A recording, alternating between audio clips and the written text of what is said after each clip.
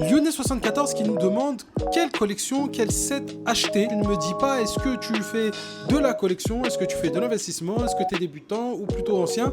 Bon, je vais essayer de répondre un peu à tout ça, histoire que ça aide un maximum de monde. Si vous avez plus de questions ou si vous voulez plus de précision, dites-le moi en commentaire. Mais juste avant ça, pense à t'abonner et à liker la vidéo et à la partager surtout à tous tes potes qui s'intéressent aux cartes Pokémon. Pour ceux qui débutent ou qui voudraient débuter la collection, ce que je vous conseillerais comme set, ce serait Fable Nébuleuse ou Couronne Stellaire. Parce que ce ne sont pas les sets les plus populaires, donc il n'y a pas forcément la guerre, la bagarre pour trouver des boosters. Ça reste des sets très sympas à faire, il y a des très belles cartes. Par exemple, si on prend Fable Nébuleuse, le set est pas énorme, un peu plus d'une centaine de cartes. En plus de ça, il n'y a pas de cartes qui coûtent plus d'une centaine d'euros. Ça veut dire que le set au total ne vous coûtera pas très cher, que ça soit en achetant les boosters ou que ça soit en achetant les cartes à l'unité. Vous vous y retrouvez plutôt bien. Et si vous voulez un set un peu plus fourni avec un peu plus de cartes, Couronne Stellaire est parfait aussi. Il n'y a pas les Pokémon les plus populaires, encore une fois, mais il y a de très belles cartes. On a des magnifiques AR de Carapuce et de Bulbizarre, pareil avec Statitique ou Zeraora. Les alternatives sont somme toute encore très sympas. On a du Briochien, on a du Terrapagos qui sont très belles. Il y a quand même des très belles cartes pour commencer la collection, c'est top et ça coûte pas très cher. Mon premier conseil, ça restera toujours Fable Nébuleuse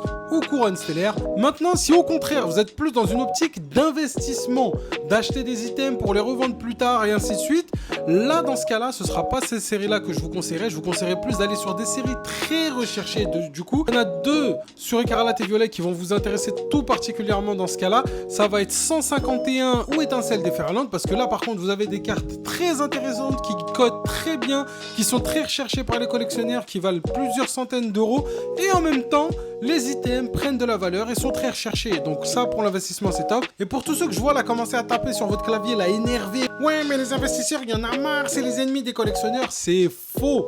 Les investisseurs ne sont pas les ennemis des collectionneurs, parce qu'en tant que collectionneur dans 4-5 ans quand vous allez rechercher des items à ouvrir, vous serez bien content qu'il y ait des investisseurs pour vous vendre ces items là justement et pour avoir conservé les cartes pour pouvoir vous les vendre. Le vrai ennemi, c'est le scalper qui n'a rien à voir avec l'investisseur. Il faut bien différencier les deux, parce que le scalper, le gros problème, c'est que lui, il achète et il revend le jour même au double du prix. Lui, il vient prendre votre place dans la queue et il est là que pour faire de l'argent. Les items ne l'intéressent pas, les cartes ne l'intéressent pas.